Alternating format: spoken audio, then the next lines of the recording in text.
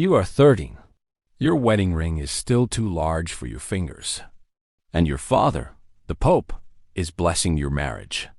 But what no one says out loud is this: the groom may not be your only husband. The rumors have already begun that you are too close to your brother, that your father never lets you out of his sight, that your body belongs to the family in more ways than one. You smile for the fresco painters. You kneel at the altar, but you are being offered, like a bribe, to a man who may never touch you, because you were already touched by someone who called you daughter. You are born with a veil of gold around your cradle, not by birthright, but by ambition. Your name is Lucretia Borgia. Your father is not yet Pope, but he walks like a man who knows God is only a thrown-away dot in the Borgia household. Love is a transaction, and even lullabies sound like Latin prayers for power. You grow up in Rome, in corridors lined with red velvet and corruption. Servants curtsy to you as if they fear you might one day own their souls. You don't yet understand why. You are taught to read, but only what is safe; to speak, but only what is sweet; to move, but only in ways that please men in robes. By the age of 8, you've already learned how to smile without meaning it. Your tutors are poets and priests. They say you are beautiful, well-mannered, perfect. But under every compliment is a warning: stay worthy of the family name. What they really mean is stay useful, because you are not being raised as a daughter. You are being polished like a holy relic, to be displayed, admired, and sold. In 1492, your father becomes Pope Alexander VI. The white smoke rises above the Sistine Chapel. Bells ring. Rome explodes in celebration. But inside the Vatican, a girl disappears. Not literally. You're still alive, still breathing. But the moment Rodrigo Borgia puts on the papal tiara, Lucretia the child dies, and Lucretia the asset is born. He is now the most powerful man on earth. God's voice, they say. But behind the gilded throne, he is still your father. Charming, cunning, ravenous. He doesn't give up his lovers. He doesn't give up his secrets. And he doesn't give up you. You are paraded through courts in brocade dresses stitched with pearls. Every movement rehearsed. Every word a performance. You are a bishop's daughter in public, but something stranger behind closed doors. You begin attending dinners with men who smell of blood and incense. They talk of wars, lands, alliances. You do not understand all their words, but you do understand their eyes. They are weighing you. You are not the only Borgia child, but you are the most precious one. Cesare, your older brother, is wild, brilliant, violent. Juan, the favorite son, is arrogant, destined for ruin. But you are the beautiful one, and beauty, in this world, is a weapon sharper than any sword. By age 11, marriage offers begin to arrive. Dukes, counts, lords with questionable pasts and unquestionable wealth. Rodrigo listens carefully. He nods. He smiles. And then he names a price. He speaks of virtue, and yet your worth is calculated like cattle, dowries, legitimacy, political gain. Every suitor is a bargain. Every kiss you've never given is part of a transaction you never agreed to. Behind your chamber doors, you whisper prayers not to God, but to a version of yourself that might escape all this. But escape is for the weak. And you, child, are being trained for the strongest cage of all, one lined in silk, sealed by scripture, and locked by a father who calls himself holy. You are 13. Your body is barely finished becoming a woman, but your father insists you are ready to become a wife. The man is Giovanni Sforza, 30 years old, of noble Milanese blood, a strategic pawn. You've never met him. You're not expected to love him. You are expected to smile, kneel, and say yes. The Vatican is dressed like a bride itself that morning. Silks, golden goblets, incense burning in corners. Priests chant blessings in Latin, while political enemies whisper in Italian behind fans. When you walk down the aisle, it feels less like a celebration and more like a sacrifice. Your veil is heavy, your steps rehearsed. You are adorned like a saint, but you feel like a lamb. He touches your hand. It is cold, bony, unsure. Later, in the dark, he will not touch you at all. Rumors begin almost immediately. He's afraid of her. He cannot perform. She belongs to another man. The marriage, unconsummated, becomes a joke across Italy. And you? You are both the punchline and the prisoner. Your father's plans shift.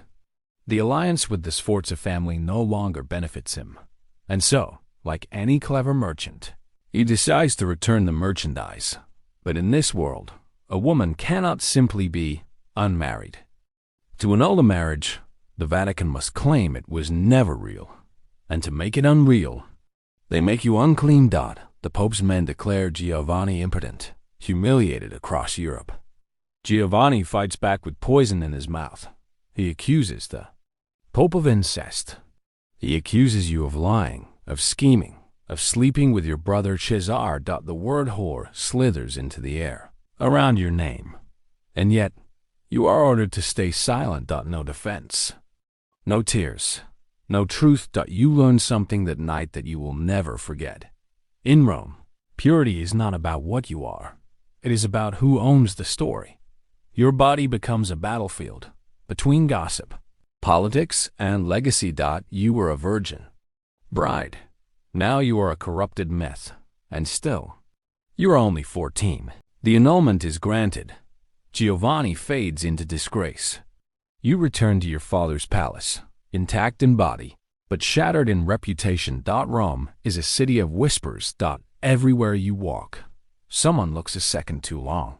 Servants won't meet your eyes. Courtiers smirk behind closed doors. The rumors evolve like serpents.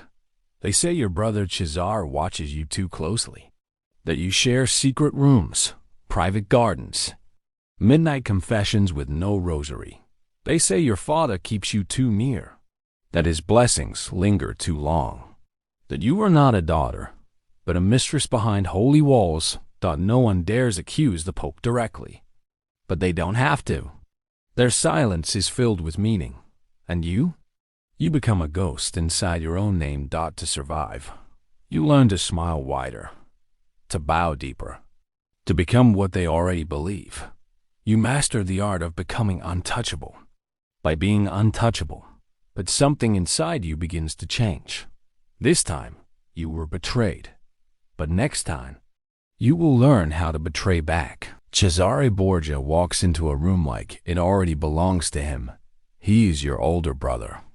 He is also the only man you have ever truly trusted. As a child, he carried you on his back through the orange gardens of Rome, told you stories, brushed the hair from your face when no one else dared touch the Pope's daughter. But now, he is no longer a boy, and you are no longer a girl. Cesare is a cardinal dressed like a soldier. Silken gloves hiding blood-stained fingers. You still walk beside him, still speak in low voices. But the world no longer sees siblings. They see something else.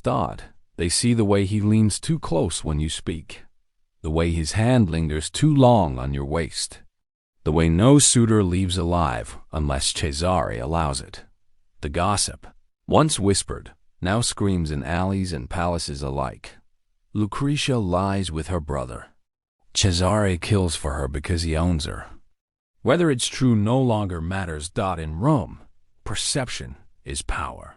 And you, Lucretia, are drowning in the weight of his shadow. Your father arranges another marriage.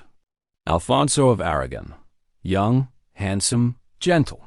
For a brief moment, you believe in peace, in love. But Cesare watches, not with curiosity, but with possession. He does not speak of Alfonso, but his eyes say, everything. You belong to the Borgia name, and by extension, to him. When Alfonso kisses you, Cesar's jaw tightens. When Alfonso laughs with you, Cesar's hand curls into a fist. One night, Alfonso is dragged from your bed. He returns with shattered bones and eyes full of terror. Your brother, he whispers, choking, wants me dead. And then, one morning, he's gone, strangled in his bed with the sash of his own robe. The palace guards say nothing. The Pope says nothing. And you say nothing, because silence is the only language this family allows. Inside, something breaks. Not just your heart. Your hope. After Alfonso's death, Cesar holds your hand at the funeral. Tight, too tight. Like a chain made of flesh. He whispers, "You'll be safer now." And in that moment, you realize Cesare doesn't just want to protect you. He wants to own the version of you that only exists in his mind. Not the wife, not the Duchess, but the Lucretia who smiled at him under orange trees. The Lucretia who was his before the world touched her. To the public, you are now the grieving widow, but inside, you are a storm. You've lost 2 husbands. You've lost control over your own name. And now, even your brother, your last refuge, has become your cage. Still, you smile, because rage cannot live in open daylight. You begin to write letters in secret. You begin to form friendships your family doesn't know about. You begin to speak softly, sweetly, while planting seeds of rebellion. Because if your body will always be used, then your mind will become your weapon. Cesare may be your brother, but you, Lucretia, are learning something he never will. Power does not come from violence alone.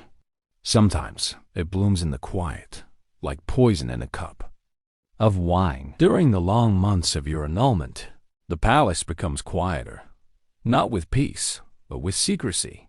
Servants begin whispering. Midwives appear late at night and leave before dawn. The scent of rosemary and blood lingers in the halls. And you are nowhere to be seen. For weeks, Rome speculates. Are you ill? Punished? Hidden for shame? Then comes the rumor. A birth. Not publicly, not officially, but quietly in a back room of the Vatican, far from the eyes of courtiers or cardinals. A baby, they say. But whose? They say it is yours. That during your marriage to Sforza, or perhaps even before, you were already pregnant. Others whisper something darker, that the father is your brother.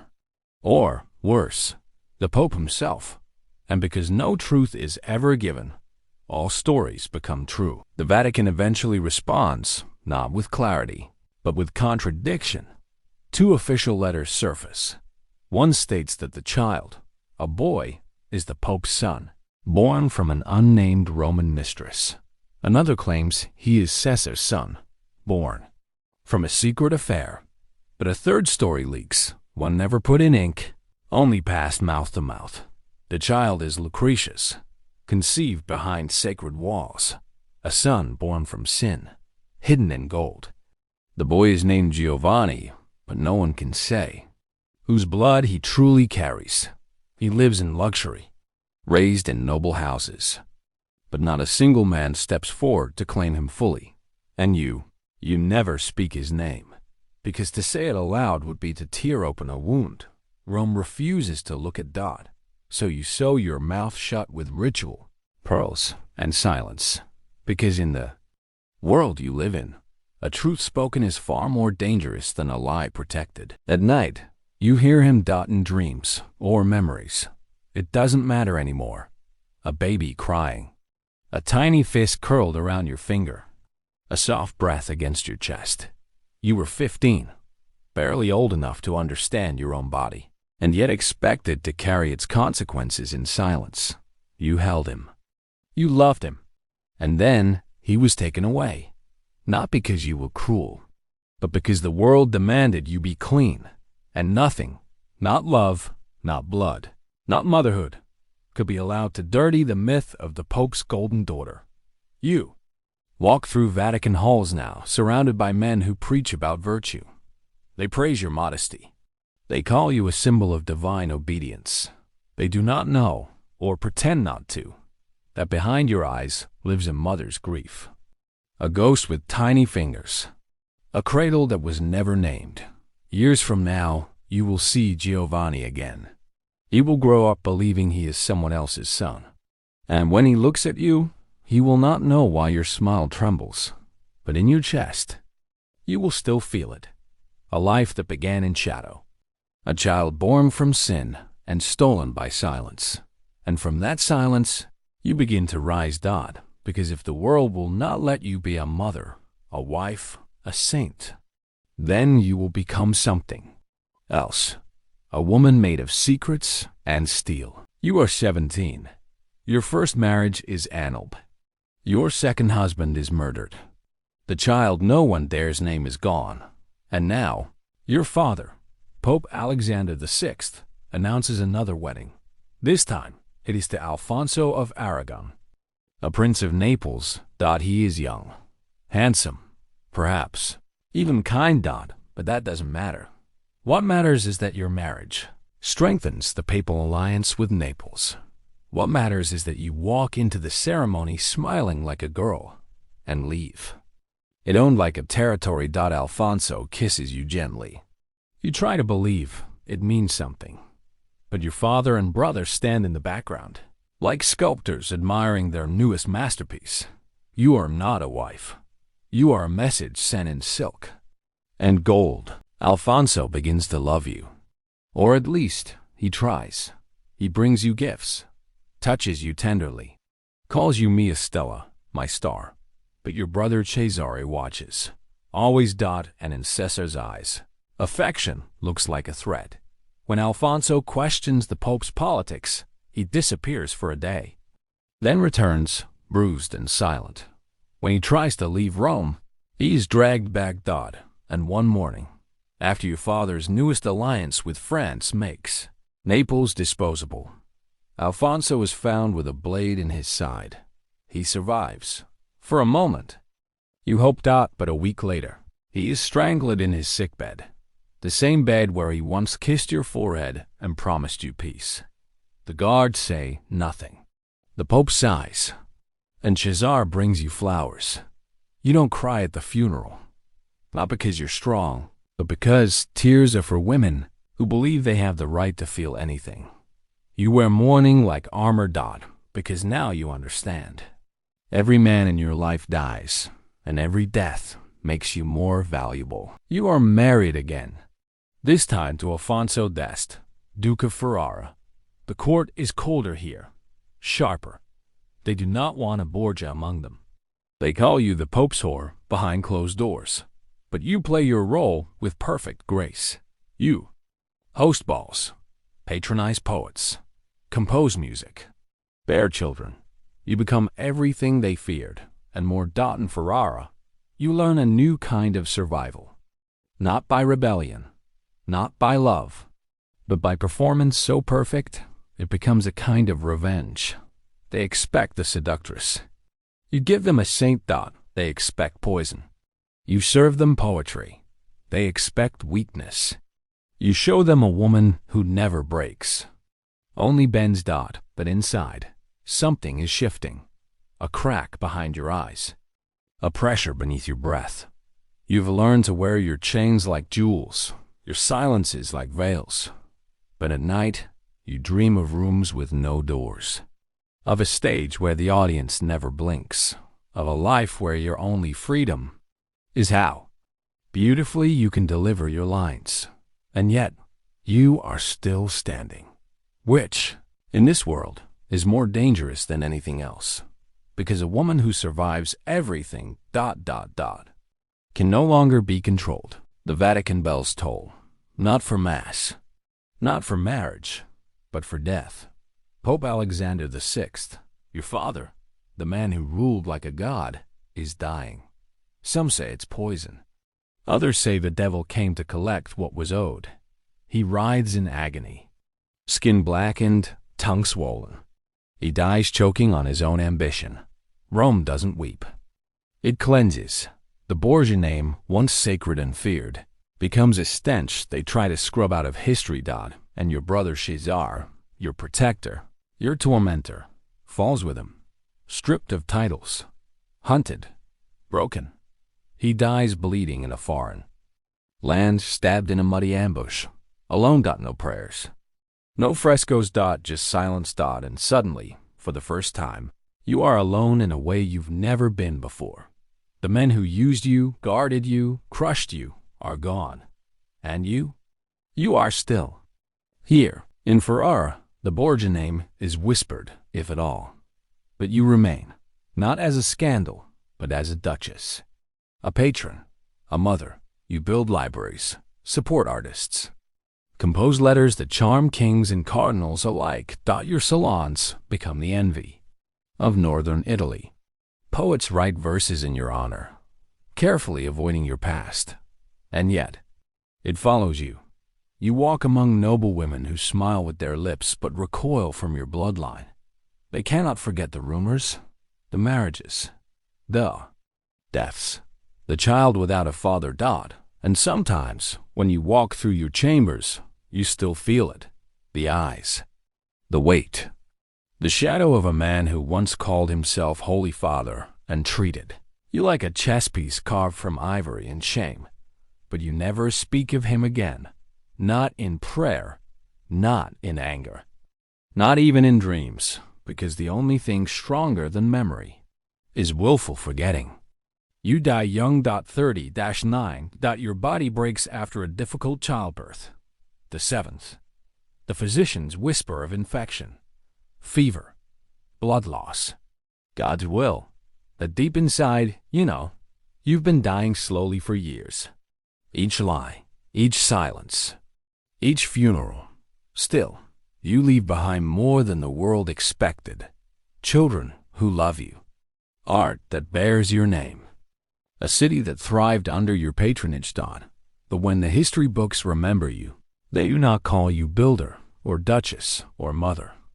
They call you Borgia, a name stained by men who used the church like a weapon and used you like a doorway. They call you a pawn, a seductress, a sinner. But what they forget, what they never understood, is that you were also the only one who survived. You were not the Pope. You were not the Cardinal General with the bloody hands. You were the girl who was sold, the bride who was broken, and the woman who rose from it all and smiled like steel. And when your final breath leaves you, it carries no confession. Only this: you were not what they said you were. You were what they feared you might become.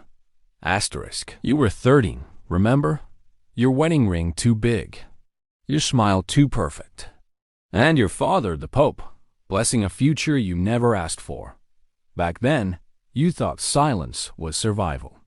That if you bowed low enough, smiled sweetly enough, they would stop tearing pieces off of you. But silence became a cage. And survival, a performance you perfected until you no longer recognized the girl beneath the mask. Lucretia Borgia was never allowed to be just a daughter, or a lover, or a mother. She was a mirror, reflecting every man's ambition, every court's rumor, every church's hypocrisy. She lived in luxury, yes, but luxury is not freedom when your body is currency and your name is a weapon others used to write history. And yet, she endured. She survived every betrayal, every death, every whisper. They buried her young, but she left a legacy wrapped in silence, stained in myth, and still, she rises in every story like this one.